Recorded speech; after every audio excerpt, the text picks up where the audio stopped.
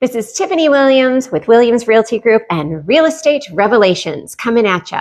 Now, today we're going to be talking to you buyers out there. Buyers, you're signing what's called a BRBC, or a Buyer's Brokers Compensation Agreement.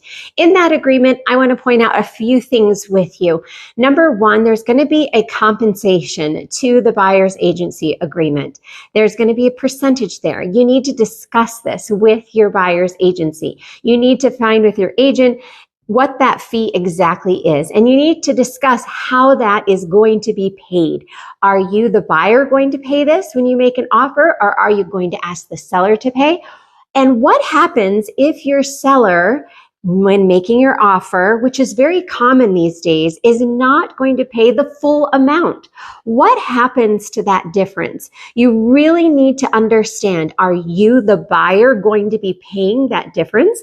And if you are getting a loan, will that throw your loan off, that you won't qualify because you're going to have to bring in that money to closing? Now, this can make a huge difference right now. We are seeing this in the market because buyers are very right now, if you're needing a loan, tight on their closing costs and what they can bring in. Now, sure, you can ask the seller also to help you compensate some closing costs, but just be aware that if the seller, which they will counter if they're not in agreement with the amount that your buyer's agency is asking in the agreement, that your buyer's agent may ask you to come up with that difference. And it could be very significant. When our area here in Southern California, it could be a very large amount. And you do need to be aware of that. Also, listing agents and sellers, you need to be aware when somebody makes an offer with that negotiation difference. You need to ask the question to the lender as well.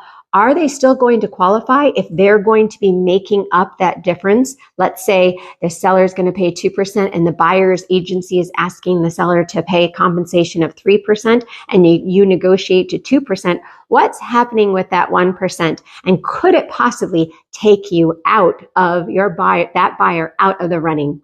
I look forward to talking to you soon.